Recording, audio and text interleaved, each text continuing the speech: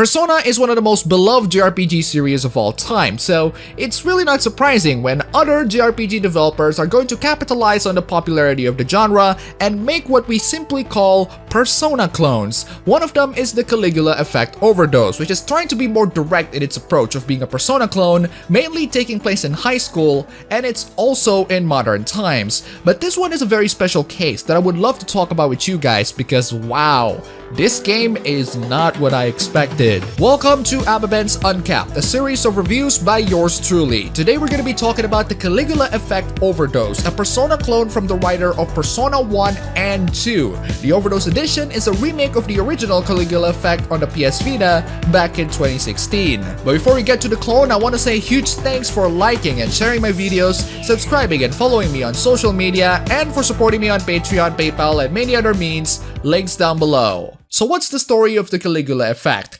Pretty simple really. You start off with the ability to choose your own gender. Okay, this game is already miles better than Persona now. Anyway, after you choose your gender, you are introduced in a typical school setting where people's face somehow glitched and your character gets creeped out. It is revealed that you are inside a metaverse named Mobius, which is under the control of Mew, a beloved virtual idol character worshipped by the residents of Mobius, but also turns them into dangerous fanatics who will maintain the sanctity of the world. So essentially, it's a world where Kizuna AI takes over the world and turns people into dangerous fanatics, which is not so different to the real world. In order to find a way to escape the world, you are helped by Mew's rogue assistant of some sort, Arya, and you are invited in a group called Go Home Club, where you will guide the students who are aware that they're living in a fake world so that they can escape from them and return into reality. Can you and the rest of the Go Home Club escape from Mobius? What kind of dark secrets that Mobius has? Why are you even in the area in the first place?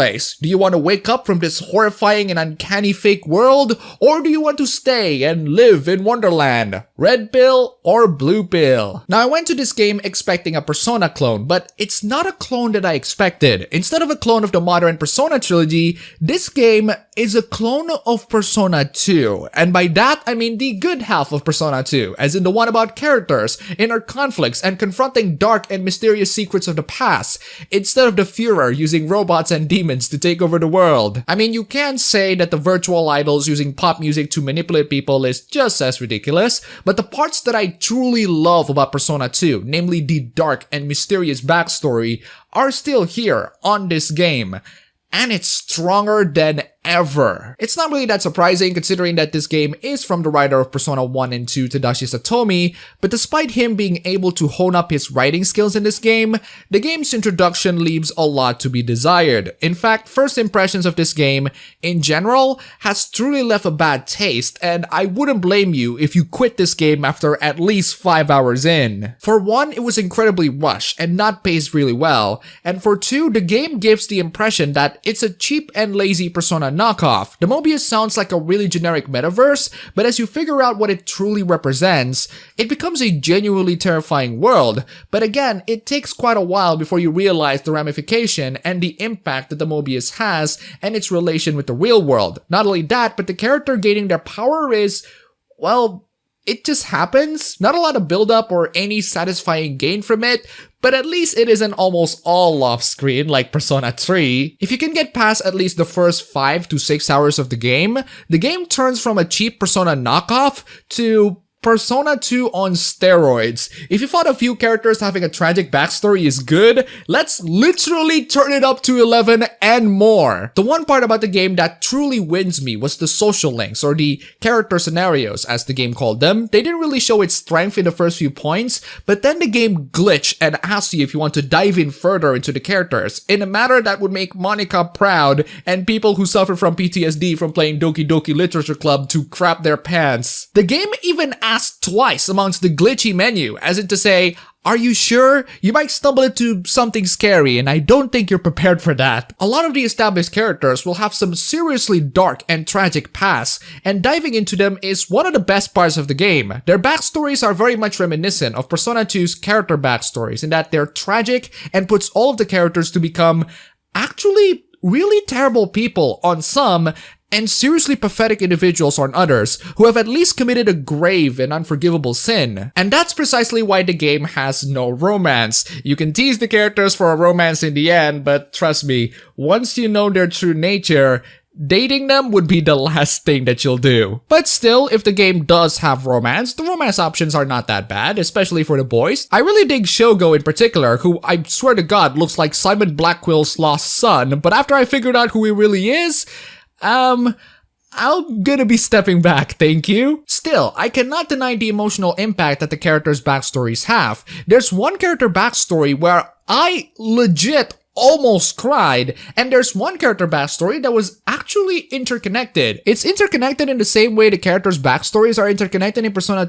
Actually, come to think of it, it's basically just Persona 2's backstory with the characters replaced. But goddamn, the ending of that particular arc straight up turns this game into horror. There are some really terrifying stuff here, and I wholeheartedly appreciate the game for the surprise. And speaking of characters, the game also allows you to choose a side. Yes, you can stick to your pals at the Go Home Club to wake up from reality and choose the red pill route, or you can choose the musician side, undercover as Lucid, in case you want to choose the blue pill route. It's pretty much a linear affair, but you're allowed to choose a side later on if you so desire. What's really weird though is that you can also have social links with the villains in the game, but without spoiling anything, the end of their social links always end up with them wanting to go back to the real world, which doesn't really sound like a blue pill if you ask me. In the center of all of this tragedy is Mew, who is a virtual idol pop star using her power to essentially become the god of Mobius. Mew is a very fascinating character. She is perhaps one of the most tragic villains that I have ever encountered in fiction. Her innocent childlike mentality and her desire to make everyone happy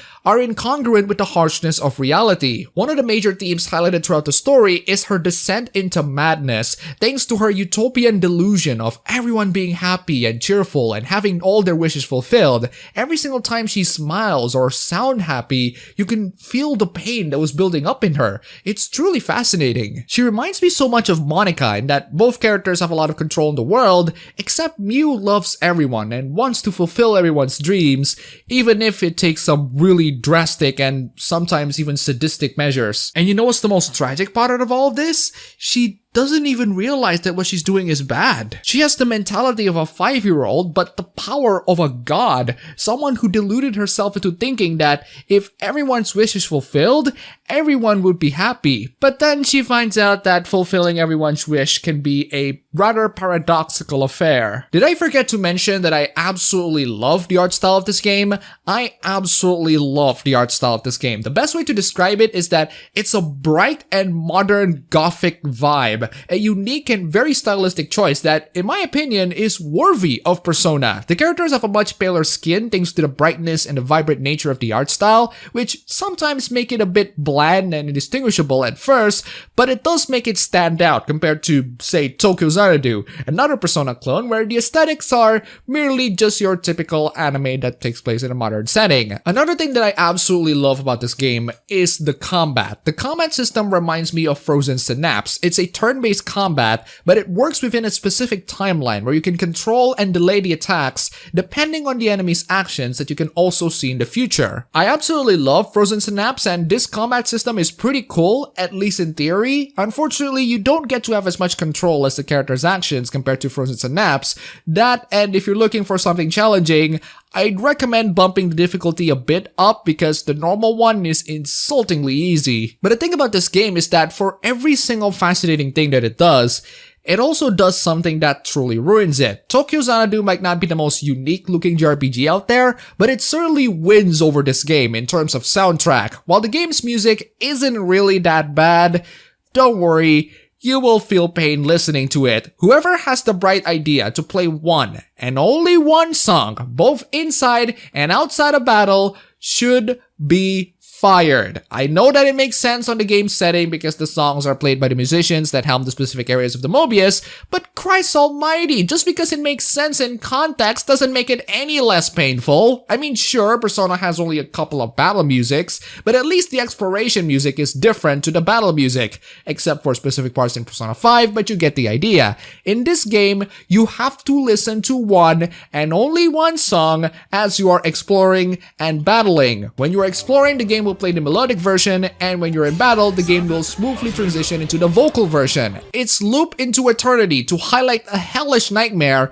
which to the game's credit, it works for the setting, but so is nailing yourself in a cross to become Jesus doesn't make it any less painful. Now sure, you can turn off the music entirely, but you won't be able to hear music from any other moments in the game, which they're not bad, but still. The biggest problem here is that the game's entire foundation is built on music. Unfortunately, the music itself is not impressive. Playing a not so impressive music over and over and over again is guaranteed to give people actual sickness. This game will definitely make you uncomfortable playing it. It's also rather misleading. The trailer of the game gave the impression that the soundtrack would be something more electro, and I love myself some electro. But it's actually not. It's a little bit of J-pop with an electro remix of the boss fights, and for electro remixes, they're not good remixes if you ask me. I really love Lucid's theme because it's drum and bass, but that's pretty much it. I want a Persona game with a more electronic soundtrack, and this game makes me have to wait longer for it. But even if you can move past the unbearable music, the gameplay as a whole is really not that impressive. The rest of the game's mechanics are mediocre at best, and the combat can get very tiresome and repetitive. The game boasts a feature where you can straight up befriend over 500 students, but why would you do that? There's no point on doing that, and the game's implementation of this mechanic is wonky and useless at best thanks to the boring and uninteresting interactions with the other students. It's a cool idea, just badly implemented, like a lot of the mechanics in the game. Now let's talk about the PC port. This is definitely a much better PC port than Tokyo Xanadu X Plus was. There are a lot more options that you can toggle in the game, but I find it weird that the game always reverts to laptop resolution every single time I start the game, even though I'm running this game on 1080p in my GTX 1050 laptop just fine. It's a PS Vita game after all, it should run just fine. It even has an incredibly rare option to switch between PlayStation and Xbox controller icons. Thank you, game. Please, other PC ports have more of this. I'd say it's not a bad PC port overall, it does the job at the very least. In conclusion, the Caligula Effect Overdose is a game with a lot of really cool ideas, with a very distinct art style that is worthy of Persona, but the execution of pretty much everything else was way too poor for me to seriously recommend this game, even for hardcore JRPG fans. This game is just not very good, and the first impressions on this game will definitely kill anyone's interest, but with that being said, it's not entirely a bad game. The story was legitimately interesting, at least after you get past the terrible first impressions, and the characters are legitimately fascinating. They're worthy of Persona 2's dark and tragic backstories, and in some ways even excels that. Still, despite the many good parts that I really love about this game, the game actually has all the recipes of a bad game, and well, it's not terrible, but it's not good either. I'm not particularly comfortable with recommending this game if you ask me. Maybe if you love Persona 2 and you're totally fine with disabling the music and getting through the first couple of hours into the game, which can be very painful. Otherwise, this is a game that I'd be skipping if I haven't bought it. Tokyo Xanadu X Plus is a much better Persona clone in a modern setting, and I'd recommend that instead of this. Sure, the story isn't as amazing, but at least that one has some killer soundtrack. Actually, I haven't checked the price because the local price for this game is $15, and for $15, it's not a bad purchase, and I don't exactly regret playing it. For $50? No. This game should never be anywhere near that freaking price tag. No one should buy this game at that price. Your money is better spent on anywhere else. Trust me on this.